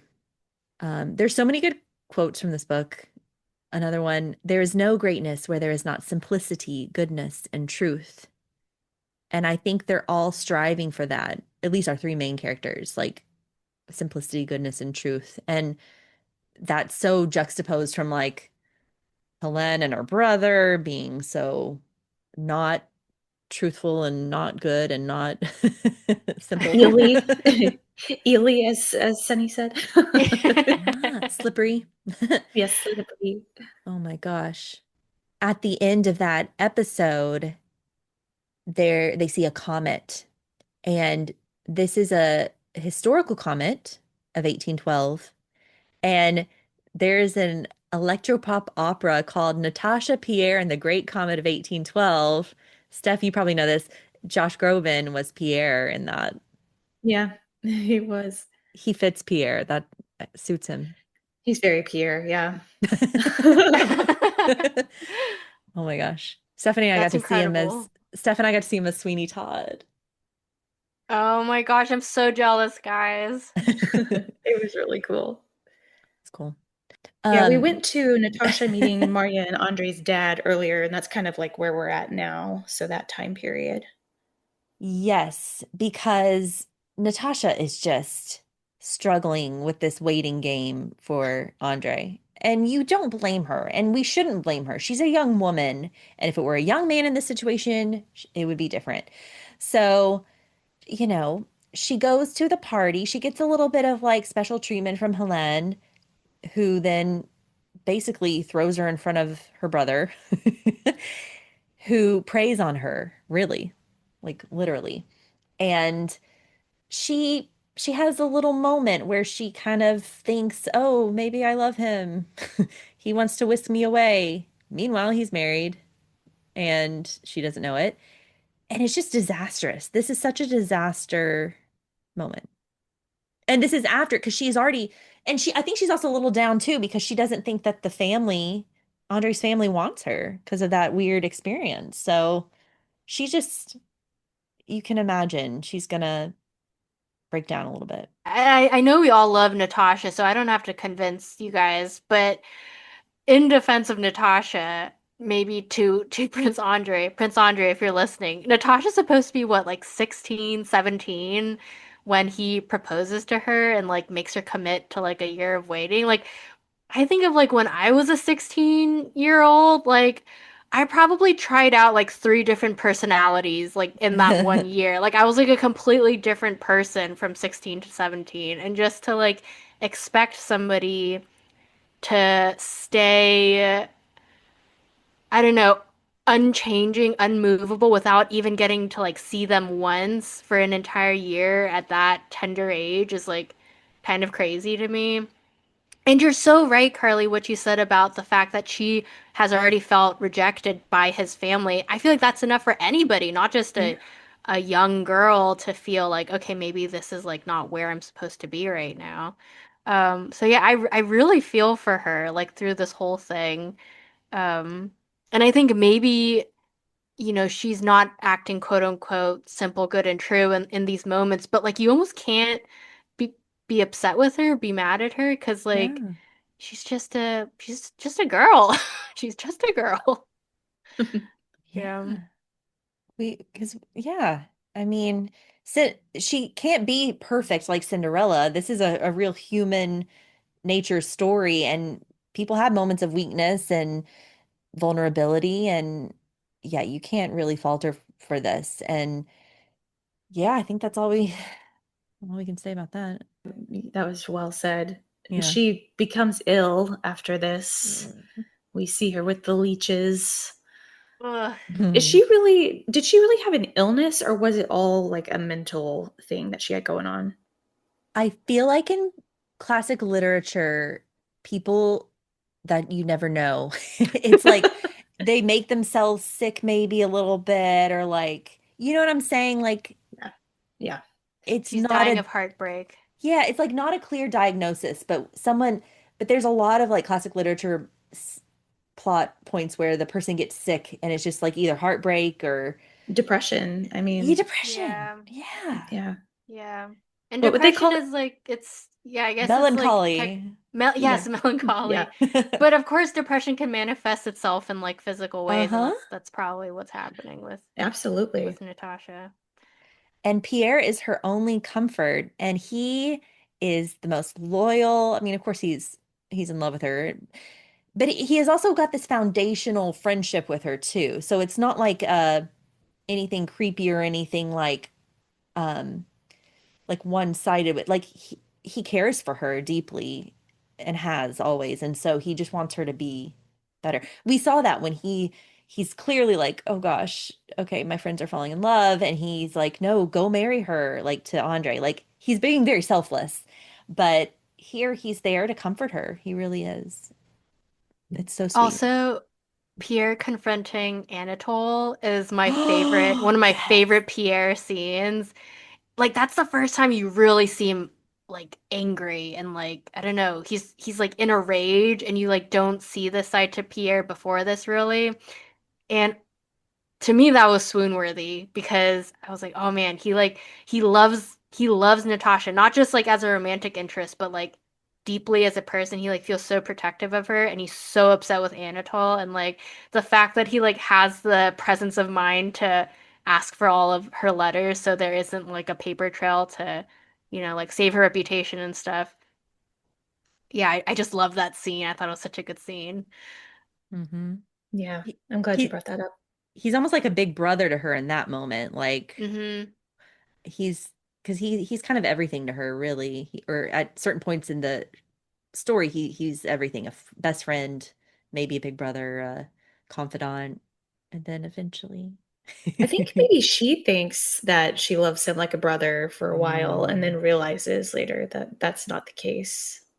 But he had never felt that way about her. I think he always loved her hmm. in Yeah. the way There that he was loves. that moment in episode one, um, when Sonia says to Natasha, well, you love the one with the funny glasses. So I Oh think maybe it was obvious to other people before it was obvious to either of them that yeah, Yeah. they were meant for each other. I love Yeah. that. That's a good point. Yeah, his he is really cool in that moment, and Anatol's frightened of him. He's like, okay. Yeah. So, Paul Dano, we love you. Um, as far as other kind of acting in anger moments with him, I mean, we didn't talk about the duel with Dolokhov, but he does. But even then, it's like he's not a super tough guy in that moment. He's No. not as strong as he is now. He's gone through a lot of self, you know, finding himself already by this Mhm. point. Like he's already had the little Mason experience, the Freemasons experience, and oh, I also love it when he goes to his estate. He's trying to like do good by his estate, and he's like, "We should build schools and show me the." And then he's like doing something with like logs of wood. He's like trying. And the guy's like, "Where will we find teachers?" And he's like, "They'll come." Optimistic. Love it. Love Pierre so much. Towards the end, I mean, I want to say episode 6, 7, and even 8, we get more war. So there's like a little reprieve, a little peacetime where they have balls and all that. Then we have more war scenes. We have Nikolai kind of gambling the fortune away of the Rostovs. That sucks. We have Andre going back to battle. Actually, all of the men except Pierre, technically, go to battle. Some other cool actors show up in the war scenes. We have Brian Cox, who is a historical figure, that character. Napoleon, also very historical figure, played by the love interest in Amelie, the movie. Yes. So cute. I love that movie. That's in my top 10 films. I love it Oh, when go ahead. Napoleon pulls Boris's ear. That's Yes. funny. So funny. Oh wait, there is one other character. The Czar is played by Ben Lloyd Hughes, I think is his name. Yes, and he was in The Crown, Sanditon. Yeah, Steph, you recognize his face? Yeah, I was just thinking he's very pretty. He's just a pretty man. I don't know. You wouldn't think the Tsar would look like that, but he does in He this does in adaptation. this. Yeah. Oh man. And yeah, I mean, because of the war, we get the meetup between Maria and Nikolai, which we already talked about. He kind of saves her, swoops in, saves the day. Not that she's like a total damsel in distress, but I mean, in this time, like she really was kind of at her wit's end with her situation, and he's there for her. Pierre does go to the war battlefront to see what's going on. He's like, So crazy. he's so funny. No, I was just gonna say, like, the fact that he was like, I need to feel something, and then, like, goes to war is just insane.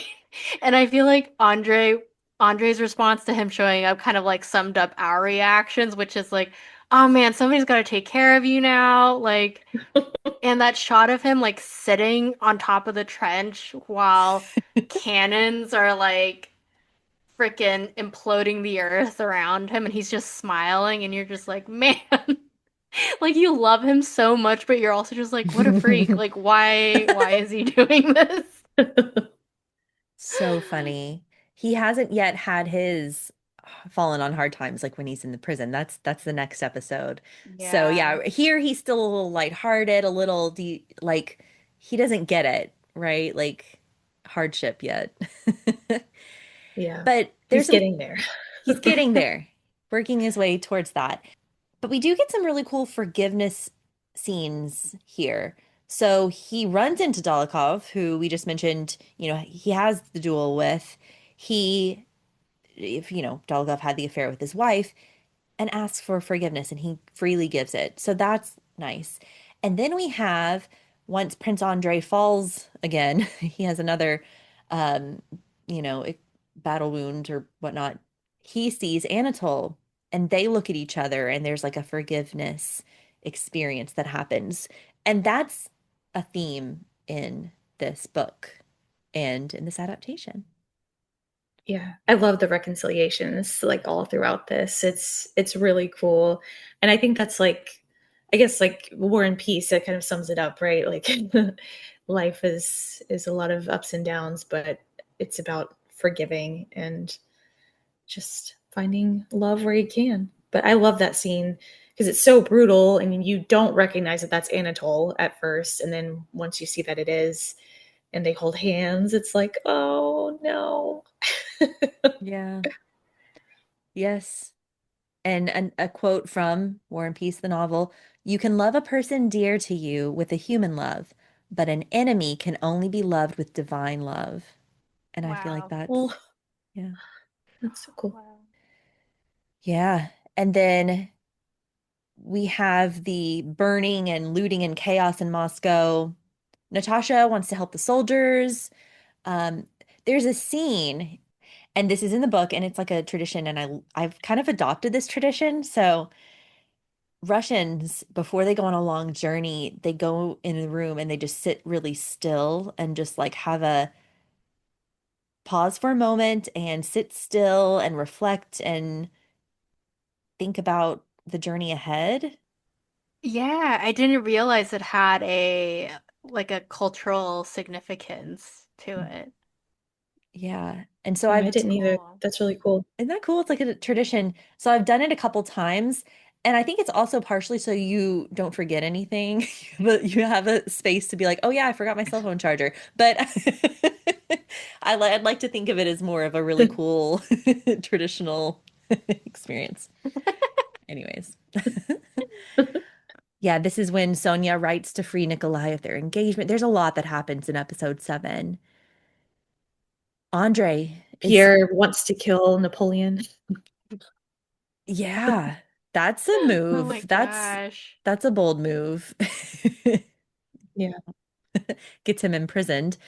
Um, and Andre is discovered by Natasha. They get to have their forgiveness experience, and Maria gets to go in there and see with Andre's son, gets to go see Andre before he dies, and then it's kind of like a beautiful reconciliation between Maria and Natasha, who had a weird, awkward exchange in previous episodes. They don't even need to say anything though. They just like hug. There's just like instant sisterly bond there all of a sudden, right? Yeah. This whole sequence of Andre dying like shook me to my core. Well, first of all, I didn't know he was gonna die. Oh no. And anytime a main character dies, you're like, is this really happening? Are they gonna come back? Like, are they gonna have some kind of like resurrection moment? And obviously not, because this is not Game of Thrones. They drag it out too. Yeah, they really do. And then that was the other thing I felt so frustrated by just with Prince Andre as a character was I was like, oh man, so it took you like one near death experience to like feel remorse for treating your first wife badly. And then it took a second near death experience for you to realize that you shouldn't have just dumped Natasha and like left her on her own. And I was like, and you don't even have time to live your life. You're gonna die. And he does die. And you're just like, whoa, like, is this really happening? Like I remember that episode ending and I just looked at Liam and I was like, I think he actually died. I don't know, it was just like Oh. so crazy to me. Oh, Andre. Yeah, it's jarring. It's yeah, it's like I don't know how long the whole full sequence is. It feels really long though, and it's just like tears from start to finish. Yeah. Like from Marya arriving, just seeing Natasha at his bedside and everything, and saying goodbye to his son. Oh my gosh. And like his death sequence where it's I guess you're kind of like in his head in a way and Yeah, seeing his life. It's so beautiful. I really really loved that scene. It's obviously devastating, but I thought it was beautiful. very well done. And this brings us to the final episode, everyone. So Pierre is still in prison, but he's shown kindness by a man there, Platon, and his dog. And they eat a potato together. And it's just like these simple acts of kindness that this man shows him in prison are so impactful to him and really change him. And I think he's like, we all see the beautiful, great qualities of Pierre throughout, but I don't think he sees it in himself. Like at some points, he's like, I was disgusted with myself. He gets over that a little bit, but he still doesn't feel like he's great enough. And it's like, I think everything kind of finally clicks for him after he goes to prison and has this hardship of just these horrible conditions that he has to live in and see death and see just really bad things happen. It's something worth commending both in the casting and the direction of this episode that we meet this old man for the first time in the last episode, and we also like lose him in the last episode, like all within 30 minutes. But I was like bawling when he died. Like I mean, he obviously means a lot to Pierre as a character, and like he's like so formative to his sort of like transformation and like the opening of his eyes to like how the world really is. But I feel like that's something that kind of carries through this whole show where we don't spend too much time with like any one individual character, but the impact that they have on like all the events thereafter are so profound. And I felt like this the character of this old man was like one of those. I also have potato written in all caps like twice in my notes because like the potato comes up again. Hmm. And um yeah, it was just really it like broke you and like healed you all in 43 minutes. But I feel like this character is like the blind man in Frankenstein Hmm. and mm. the Abbey Faria in Count of Monte Cristo. It's like it takes going to a wise old man to really transform someone and learn, gain that wisdom. And then they always like die right after. I don't know. It's a theme. Yeah. So sad. Yeah. Final episode continuation here. Helene gets snubbed by society because she's pregnant and she Yeah, she kills herself. And we feel for her too, even. We can sympathize with all these characters, even if they aren't the most likable, because she is alone. And Pierre acknowledges that, like, I should have, I feel guilt there. I should have been with her. She had no one with her. But then again, you're kind of like, okay, she got her comeuppance.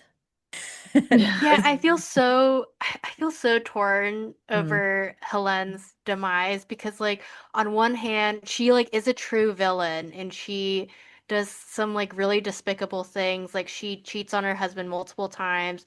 She also like kind of enables her brother to prey on Natasha. Like those two things I think are pretty, I don't want to say unforgivable, but it makes it really, really hard to like her and root for her character.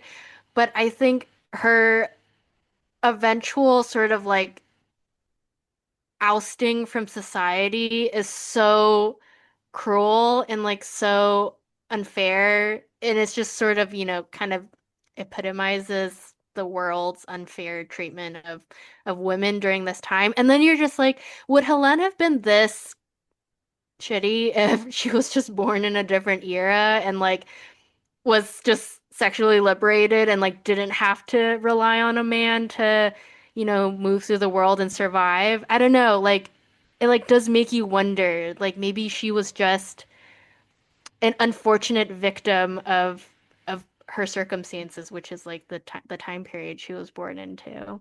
I don't know. I feel so divided in myself. What do you guys think?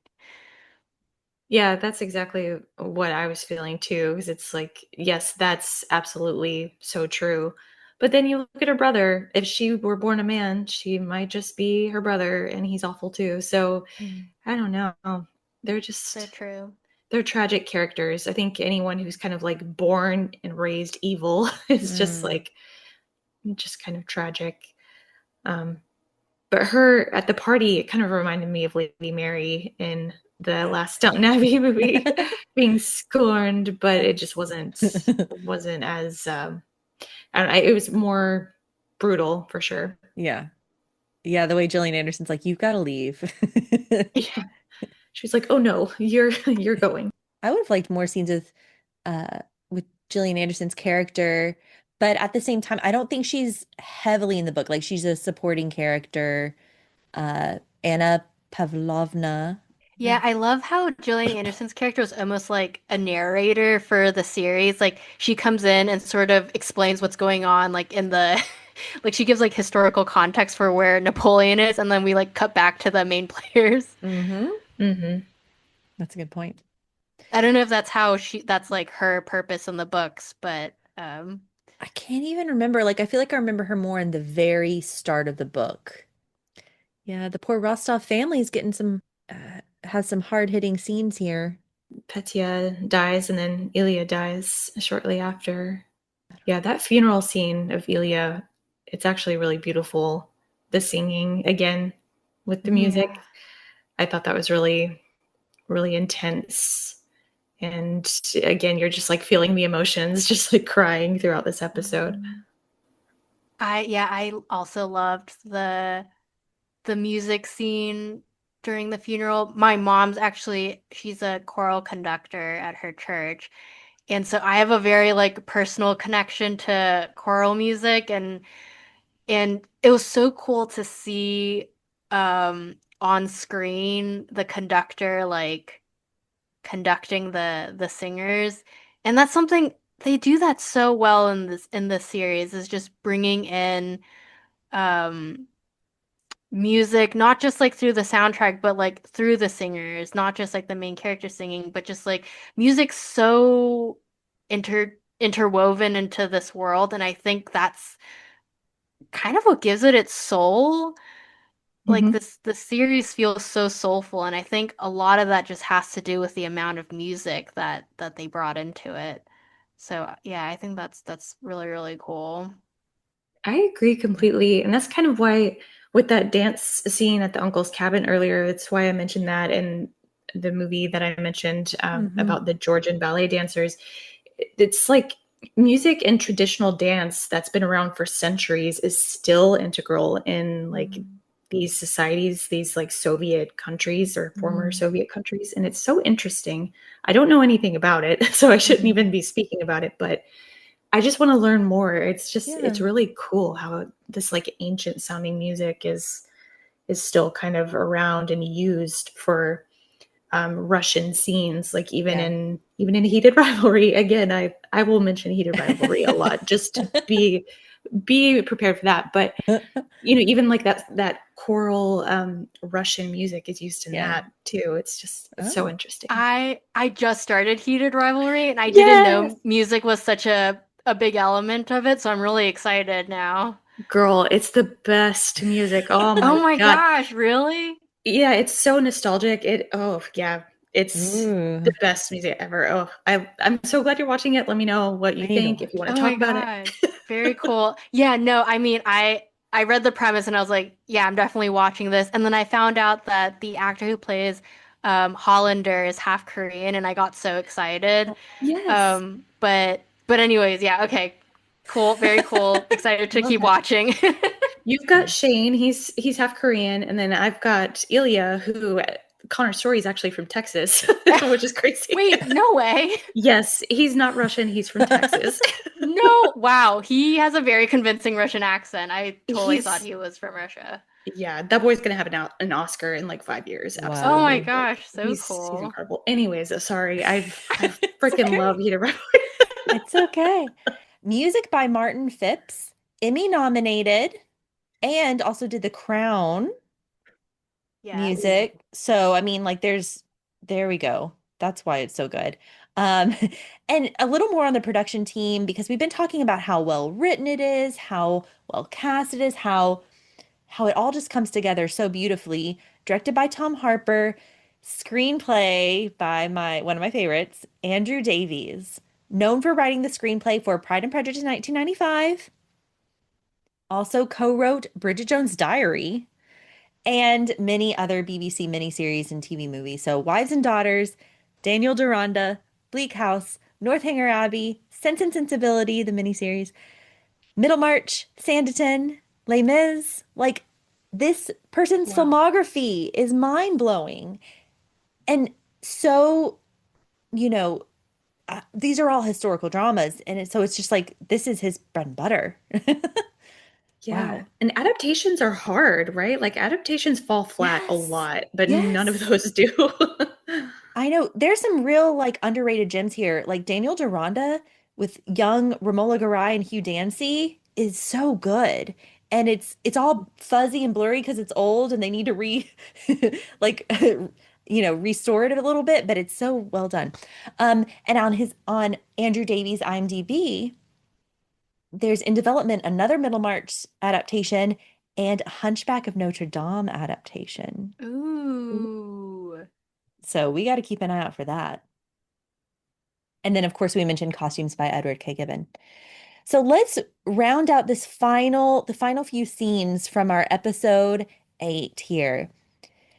We have Pierre waking up from his prison life, in bed. He's changed. He's been saved. He's savoring his food. And Nikolai comes to his senses and asks Maria to marry him. He swallows his pride. Really quickly, I wanted to say Jessie Buckley's delivery of "If you knew how long I've been waiting for you" to Oh, Nikolai. Oh my God.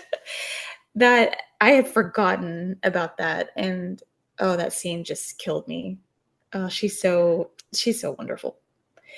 I totally agree. I also loved this scene.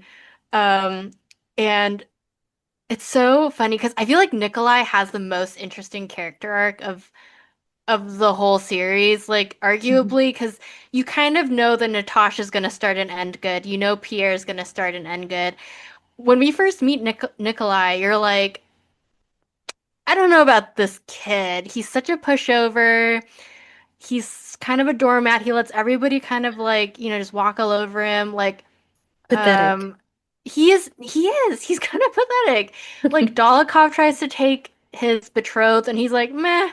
And then not only that, he like goes to a card game with him like the next week and is like, so we're good, right? And it's just like you oh, you just like want to shake him and you're so frustrated with him. And Mhm. then I feel like he like there's he's at war, of course, so he's growing up in the meantime, but there is like a very clear maturation that happens when he meets Princess Maria and escorts her um out of the city. And when they finally come together at the end, and yeah, Maria says that line, like, you know how long I've been waiting for you. Oh, that just like broke my heart because he definitely needs her. Like, he needs her help, right? Because his family's like in these financial straits. But then you realize when he realizes that she needs him too. Yeah. And I Mhm. just thought that was so sweet. And like, I think that's actually like my favorite romantic moment Yeah. of the whole series is like when two people like really see each other and like see how they like need each other and like still love each other. Um, yeah, I really love them together. Yeah. And in Tolstoy does a great job with these side romances that make you feel something. It's not all about the main Mm, characters. So in Anna Karenina, I would say Kitty and Levin's story is the most beautiful romance from Anna Karenina, not Anna and her dude. yeah. No, that's so true. Bronsky.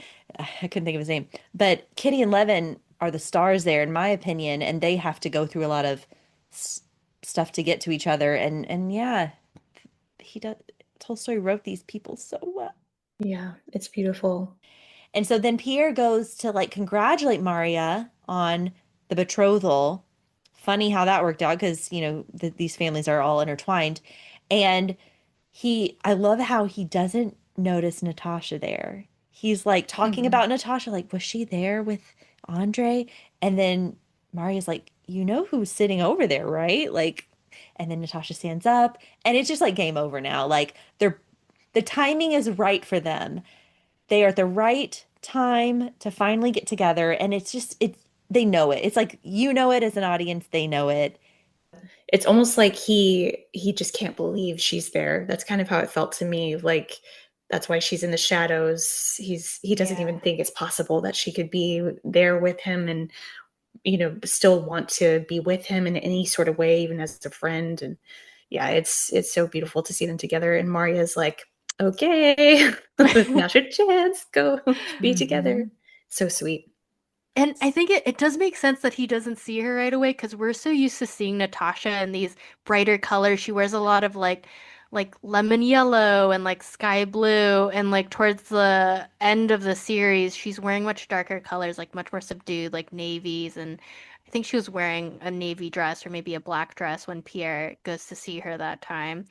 And she does look very changed. I think she says like, "Have I changed so much?" But she really has, you know. Um Yeah. but they're finally ready to Yeah, be no, together. that's so right because she would always pop up too. Like whenever Pierre would enter the room, she'd pop up and go. She's different. She's sitting back behind in the Yeah. yeah. Maybe she doesn't feel like a main character anymore. She's Oh just my sitting on the couch. gosh. Carly, that's so true. I mean, Yeah. She's the one who's gotten really stronger and just more feeling right with herself. So she's the one. She's like the leader of the household now. Yeah, Well, it is her house too. yeah, So yeah, I think she's like stepped into her own as well as, taking care of these people, probably doing something Mm, she's always wanted to do, right? yeah, I yeah. love that. And then Pierre asks Natasha, "Do you think you could love me?" And she says, "Yes, I could. Yes, I do." And then they kiss. And it's so Mm. sweet and so satisfying that they ended up together. Mm. And more satisfying is that nice little outdoor feast scene where they're all together having a good time and the men are in their more peasant-like outfits, which is so Tolstoy. Um, and the women have all their children around them. And there's just love and laughter, and it ends with, as long as there is life, there is happiness. Yay. Mm. So sweet. That Yeah. is like my dream summer lunch scene. It's like a long table outside with like a white linen tablecloth and like in between trees. Oh, so nice, so romantic. Is that how it ends in the book, Carly? Is that similar to I think so. And I'm pretty sure they have some like after kind of scenes, like when they're all a big old happy family. The sad thing is Sonia's still there. I don't know Oh if you my noticed. gosh. That's not sad though. I'm happy that Okay, she's okay. there. No, yeah, Is It's a yeah. she good thing. married? Okay, No. you know what's sad is that I Yeah. didn't even notice that she was there. That's sad. I feel bad now. I did. I was like, Sonia's there. No, she's there. No. She finds happiness, but I think in the book at the very end, it still talks about how she's just How never sad she is. Yeah. and how she's just never gonna love anyone other than him. Oh Aw, my gosh. damn. She is a loyal person. Wow. Justice for Sonia. So there is a scene, and I can't even remember which one it is, where I swear Lily James all of a sudden has like browner hair. And I think it's because she was also simultaneously filming Pride and Prejudice and Zombies, where she's more of a brunette. And they like just like didn't do like maybe it was like a reshoot or something, and they just brought her back. And then the Sonia actress also in Pride and Prejudice and Zombies with Lily James. I don't know if you knew that. The Love two of them that. are in that. You know what's funny is I've never read a Jane Austen novel in my life, but I have read Pride and Prejudice and Zombies. I love that. That's so funny. But you know the stories. You know Oh yeah, I don't need to read them. them. I have a random question for y'all. Mm. So, again, to the heated rivalry of it all. So we have an actor who does a really beautiful Russian accent, learned to speak Russian when he doesn't at all. In films like this, it's been happening for years where it takes place in another country. They speak a different language that is not English, but they default to British accents. How do y'all feel about that? Do you think we should be forcing these people to speak in like a Russian accent or a French accent? Because the French actors or the French people in this story do speak with French accents, right? But the Russian people are British. How do you feel about I this? I noticed that as well, and it also threw me when I heard the French soldiers speak in French accents for the first time, and I was like, oh wait, yeah, we're Russian. Right. Is it to, like, make us, like, feel like we Yeah. are them and they're the foreigners? Like, Mm. Yeah, that's interesting. What do you think, Carly? I think there are a few that really stand out to me, like the Versailles TV series, which I love to death. And yeah, like for them not to be speaking French just throws me off. yeah. And I don't know. I don't know. I don't think that's ever going to change, I guess. Yeah. I mean, it's been like this for so long. It's just I don't know. Just lately, I'm like, well, okay, this actor did it, so why can't other actors Yeah. convincingly just speak in the accent? But then again, people like Americans would have a hard time understanding them probably. So, I don't I know. don't know. It's a good thing to discuss and think about. I'm trying to think of other like good examples or of what to do or what not to do, but yeah. I like I like watching things in the original language too. Yeah. Hmm. We're watching Culinary Class Wars on Netflix. It's a Korean cooking show that is to die for. Oh. And they have a dubbed version. And when you watch the dubbed version, it's like they're acting, like the voice actors are acting, and it throws me off. I love to hear the language. And I don't want to like offend anyone because like I get it. But there's just something about hearing the real sounds, the real language. Lydia Poet is a great Italian period. Netflix is getting a little Mm. better with the international shows, though. Lydia Poet, which is Italian, The Empress in German. I'm trying to think of others. Stuff. Yeah, I mean, I think they have multiple foreign films and TV shows through Netflix. Mm-hmm. And we mentioned the All Quiet on the Western Front, their German film Mm. that won an Oscar. But yeah, I agree. I just prefer seeing it in the language that it should be in. Mm. But then I guess you wouldn't be able to hire all of these British actors. I don't know. It's just an interesting thing, and it just I don't know. Yeah. I was just curious how y'all felt about that. It's not a big deal, but yeah, I just I like accents and languages. Did Lily James and Jack Lowden, did they sing in Russian or French? Mhm. Yeah, they sang in Russian. So that was like nice. I was like proud of them for doing Yeah. Yeah, I feel like they Yeah. struggled with it a little bit. But I Fair. don't know. See, I don't know. I think that's what it is. That's actually a really great point. Is like I would be so distracted if they did a bad attempt Yeah. at the accent. Like if Mm. Lily James did a bad Russian accent, I don't know if I could like quite get past that. Okay, so now it's time for the new segment of our podcast where we bring on a fan, a follower, a subscriber of Swoon Worthy to talk about their love for today's topic, War and Peace. Callie is here to talk about the 2016 miniseries version that we've been covering, but also about the book by Leo Tolstoy and the classic Audrey Hepburn film. Hi, Callie. Thank you so much for joining us on Swoon Worthy.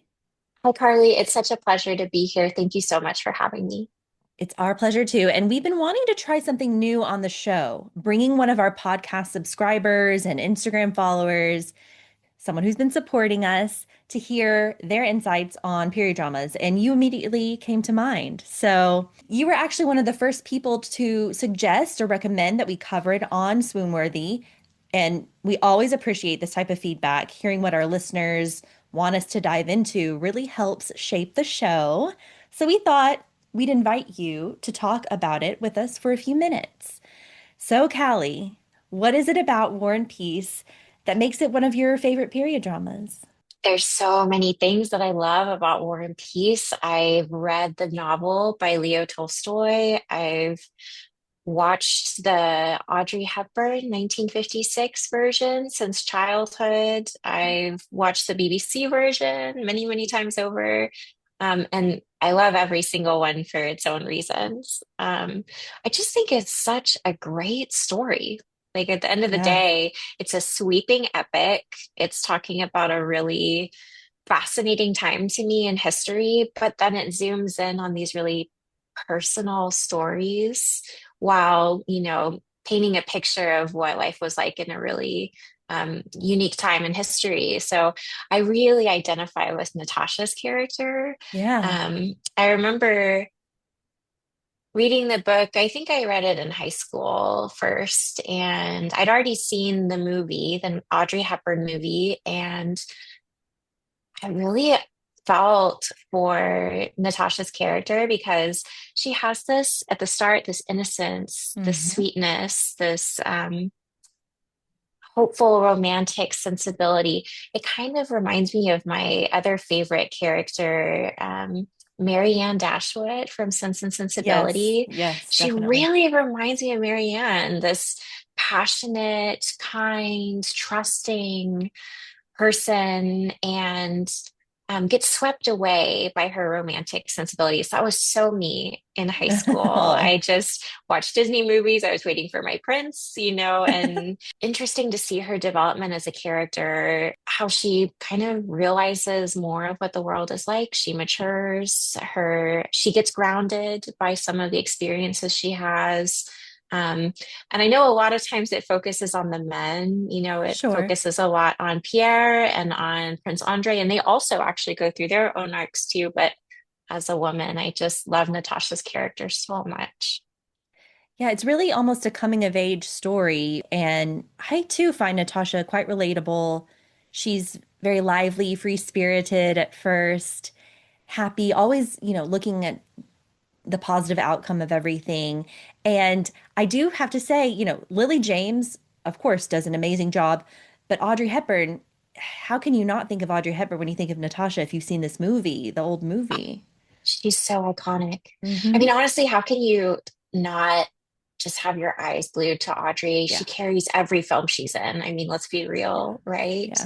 And she's like this sunbeam on Hmm. the scene in War and Peace. I mean, well, and it is really theatrical. I think True. the 1956 version is my favorite. I love Yeah. BBC. I even think, the BBC did a better portrayal for a lot of the characters. They had more Sure. time, and just the way that they shot it, I think they were able to tell more stories and have more nuance to the characters. But there's something to the theatricality of Audrey's version that just draws me in. Yeah. They filmed it on VistaVision, which like that was a lot of those epics in those early Hmm. 1950s and 60s movies. They have that wider screen so that they can have those grander shots, those bigger sets, more extras. And I think it really like helps with like feeling the tone of like the epicness of the Hmm. story. Like they're in the Napoleonic War, you know? So Yeah. like this is like the battle scenes feel big, the parades, the everything just feels so grandiose in the Audrey version that it is really fun. And her acting feels more theatrical in that than some of her Yeah. other I almost felt like I was watching a play while I was watching Yeah. it to like when I rewatched it this week. I just realized how like how much like the theater side of that Hmm. particular version really was enjoyable for me. And I think that might be, why some of the newer audiences today don't love going to back to the classic films. And even some of the Sure, older BBC adaptations of your Jane Austens, those too, I think, feel a little theatrical. they do. But I'm with you. I like them. And you just have to kind of let it settle a little bit. It might be different than what you see now, but it's enjoyable. Yes, Yeah. it's so true. I think that's a really good take because, it is different and it's not what we're used to these days. Hmm. So you kind of do have to settle in, like you said. Yeah. And you mentioned Natasha being a ray of sunshine. And it's in the character and it's in both of these portrayals. And I do notice with the costuming, they wear yellow a lot. Natasha wears bright yellow. Yes. Oh, Yeah. I'm so glad you brought up the costuming. Yeah. That's really, I mean, oh my gosh, the costuming is everything. Oh, Yeah. in both the versions, Yeah. both movies, both the show and the Yes. 1956. Because I mean, Audrey's gown for the ball scene is such a perfect movie, cinematic, iconic costume. She just sparkles out there. Oh, it's stunning. And you can see how it definitely seemed to inspire the dress that they Mhm. put on Lily James in the same scene for the dance with Prince Andre. They both have this very angelic, ethereal, romantic, Yeah. lighter than air quality. And I feel like that's probably how she really felt dancing with him. She felt lighter than air, and the Yeah. costume really mirrors that. And I love how, especially in both of these, it seems like the costumes they pick for Natasha kind of mirror the tone, the emotional tone that she's going throughout the Hmm. film. Like in the beginning, she's wearing brighter colors, she's wearing more yellows. In the Audrey one, she has higher collars Oh, to yes. signify more innocence, right? And she has her hair tied up in ribbons in a youthful tie. And then, of course, for Lily James, they're like, we'll just give her bangs. And now she's youthful. It's like That's Florence true. Pugh and Little Women. They're like, she's younger, so Yes. we'll give her bangs. But when she's older, no bangs. And that's plenty. That's all we need. That's all we need. And it does work. I'm not going to lie, but like sometimes it does give me a chuckle. That's true. That's so funny. Yeah. But then, like, you see too, like, Audrey moves into my favorite two outfits. She has that structured riding gown when she Hmm. first meets Prince Andre during the hunt. And it's still a sunny color, right? It's a mustard yellow, but it's a little more grounded. It's a little more Yeah. structured. She's growing up, right?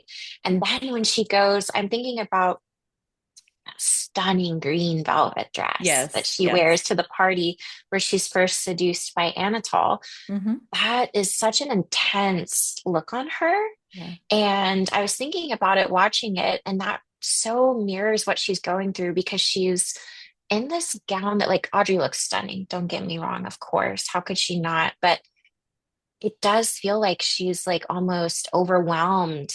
And really, she's in this situation that is way too intense for her. Yeah. She's out of place. She doesn't know how to behave in this new situation, and she's swept away with the intensity of it. I just think that's like such a master class in Hmm. costume design to like show what a character's going through and mirror the emotions of a scene in the clothing design. I love your insights there. And yeah, I'm picturing it now, the green velvet. You almost just want to like touch it. It looks so velvety soft and lush. But then you're right, it's just not your typical Audrey look or Natasha look.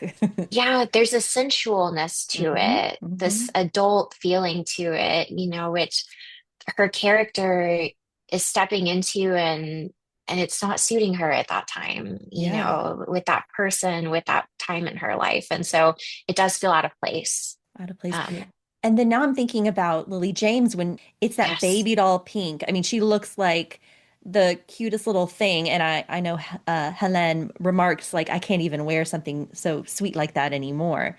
And that it's interesting that they didn't go the Audrey route with this scene. Yeah, that's a good point. Like Hmm. maybe that was kind of to help us remember as viewers, like she's not ready for this. And you're having that Helen comparison where Helen is totally experienced with the world, right? Like Yeah. the complete opposite. Maybe that is their way of like saying, like, hey, she's out of place. Yeah. Yeah. So different takes there, but I do think, you know, they must have been inspired by Audrey's costuming for this one in many of the other scenes. Yeah. Yeah, and the gal that did the costuming, I think it was Maria de Matisse. I don't know Hmm. if I pronounced that right. I think she did get nominated for an Oscar that year for Yeah, costuming. So, so she didn't win, should have won. I know. And especially when they had the two categories back then, one for color costumes and black and white, which I think I find so No. fascinating. Yes, right. Super Yeah. cool. Yeah. But let's talk about that. So this movie did get three Oscar nominations, costume design, cinematography, and director. Audrey got a BAFTA and Golden Globe nomination for this. Not the Oscar, Yes. sadly, but of course we know she is an Oscar winner. So Yes, and had already won at that point for Roman Holiday a couple years prior. So, yeah. yes. Yeah, that's such a good thing to know that it was recognized. Oh, and I don't want to forget, I do love that her and Mel Ferrer or Ferret, Uh-huh. I don't know how you pronounce it, they were married when they were doing this film, Yeah. which I didn't know that growing up. I just Hmm. thought like, wow, they look so comfortable together. And then of course later I was like, oh, they're like already married. Her and Prince Andre are like married in real life, you know. Yes, they were married, and I he was on the stage a lot. He's a stage actor too, which I think you can see with You the can theatrical. tell. Yeah, I yeah, think so. Yeah, he has a real presence to him. yeah. And I think this was a nice time for them in their lives. I know they didn't necessarily have the happy ending that we would have hoped for No. them, but I think when they were making this, it was a nice time. I'm not It sure, seems 100%. like it because they look so comfortable Yeah, together on screen and their chemistry is just so sweet. yeah. It's fun to see. And then of course Henry Fonda as Pierre, it's funny he's not my first choice, mostly Right? because of age. Like Yeah. well, I think he was almost 50, if not 50, when Wow. he did that role. Wow. And Pierre in the story, he's supposed to be in his early to mid 20s when it starts. And I mean, he looks old enough to be Audrey's father. I know. It doesn't, he's not, I mean, I am such a fan of Paul Dano as Pierre. Same. I mean, he He just, takes the oh, cake. I yeah, love him. He's yeah. everything Pierre. It's so believable. Because that's the other thing. He has this such like Paul Dano has this lovable clumsiness, awkwardness that is so believable that Henry Fonda like tries to do it. And you're like, dude, you're Henry Fonda. Like, give me a break. You're cool. Like, I don't try agree. to be awkward. It feels forced, where Yeah. Paul Dano is so like believably, like lovably bumbly, Yes, that's the which Pierre is word. supposed to be. I always think of that word bumbling. And yeah, I'm wondering who they could have cast. I'm thinking of what is that? Anthony Perkins or something. Someone who I don't know if Yes. he was big yet at that time, but I know he did star in a movie with Audrey. But I'm just trying to think of someone else who could have pulled off Pierre a bit more. I'm sure we'll think of I something. know. I'm not sure. Guys back then, Hollywood wanted these men who were very cool, very suave, Yeah. very, there wasn't a lot of room for like, I don't know, not very charismatic looking. Yeah. And that's just the look they were having. I feel like there wasn't, and I'm glad there is now that we have so much more variety in our actors because there's only so many roles that you can play as this like dashing guy. You Mhm. don't suit every role. And Henry Fonda, I just don't feel like he suits Pierre. Yeah, yeah. So it's good that we have this newer adaptation to really bring the novel to life. And Yes. yeah, and but I love comparing the two. And I know you mentioned that when you listen to our podcast, that's one of the things you like to hear us talk about is like the older, the the 90s versions versus the 2000s versions, that sort of thing. Definitely. Because usually, right, isn't it the case that there's every version has something that they do best? And so Yeah. it's fun to really celebrate the best parts of each one for every film. Yeah. So that actually brings me to another question I wanted to ask you. Do you have other favorite period dramas that we've either covered on the podcast or haven't covered yet? Yeah, it's funny you asked that. I obviously I do have so many. It's hard to narrow it down. I mentioned Marianne Dashwood earlier. Sense and Sensibility is also one of my Yeah. favorites. One of my favorite books, the 1995 with Emma Thompson and Kate Winslet is Oh. arguably my favorite film of all time, Yeah, actually. yeah. It's like my comfort movie if I'm ill, it's on. It's such a comfort film. I mean, that's exactly what Yes. I think of it as. I know, and I feel like that's such a like, who hasn't seen Sense and Sensibility, especially if they're here as like a period piece fan. But I will say I was thinking about what's one that you haven't covered yet on the podcast, and for folks who, if they like War and Peace too, would probably like this. It really brought to mind Elizabeth Taylor's Cleopatra for me. I Ooh, love that movie. It was made, I think, in 63, but it has a very theatrical, sweeping, yes. epic style. And if you love fashion and are looking to Yes. like note some iconic outfits and Yeah, makeup and hair, that is the movie for you. It's incredible. It's long, but boy, is it worth it. It's great.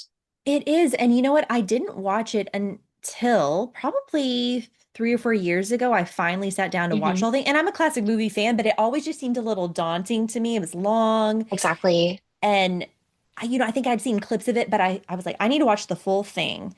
And Yeah. I did not regret it one bit. I was just blown away.